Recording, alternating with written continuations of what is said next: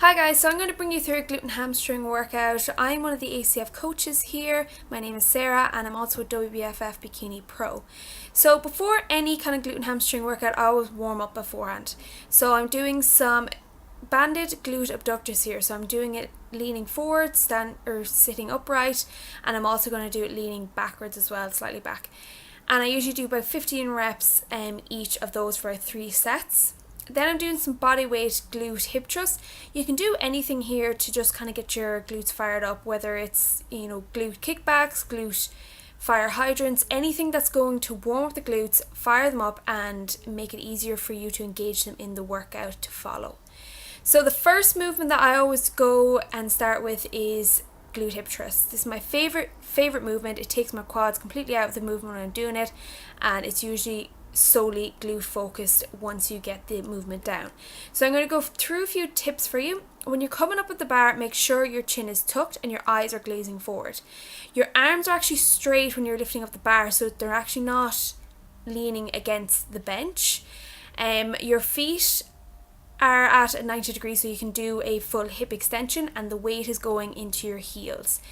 And when you come up at the top, make sure you're holding it for a few seconds and controlling the movement and making sure that the glutes are squeezed throughout. I usually go for around 4 to 5 sets of 12 reps. It's my main movement. I spend a lot of time on it. Then the next thing I go into is some Romanian deadlifts. So a few more tips here is make sure you're pushing your bum back. You're not squatting into it or anything like that. Your lats are tight, so you're not coming down too far that you start to round your back. Everything is tight, your head is in a neutral position, and you're going to a range of motion that's comfortable for you and that the movement isn't breaking down for you. You should be feeling this in your hamstrings, and usually when I come up I squeeze my glutes as well. So I do about 4 sets of that for about 10 reps. The next movement here is sumo deadlift. So this combo here after the Romanian deadlifts is an absolute killer. It's really, really great movement. Now, if you aren't comfortable with sumo deadlifts yet, you've never done them before, you can do the same stance that you can see here. It's further out than where your shoulders are, and your feet are slightly turned out. So you can do this with just a dumbbell first before you move on to the barbell like I am here.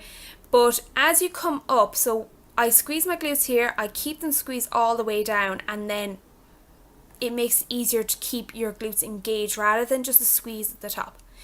Then I like to do some accessory movements afterwards. So I've done all the real heavy compound movements beforehand, and then I like to move on to things like this, like the lying hamstring curl.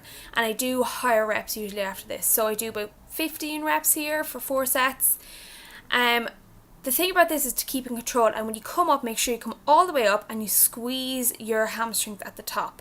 So I slowly come down, I fire up and squeeze at the top and come back down. So, make sure that you're actually feeling it in your hamstrings. It's a hard move sometimes that people don't feel it in the hamstrings. If you don't, lighten the load first and get the movement down, make sure you come to the top and you're squeezing, and hold it for 2 or 3 seconds. Keep a good tempo on it and don't fire them up and down without even thinking about engaging your muscles. The last thing then I do is to finish off my glutes, so a glute burnout, is frog pumps. So I place a dumbbell across my hips, my feet are touching, so they're kind of in a frog position. It's not a great angle here, but as I come up, I squeeze my glutes, come down, and it's a real quick movement. So you're constantly up and down, squeezing your glutes, and then I usually hold it out to the end. So I hope this workout is something you're going to try, and good luck.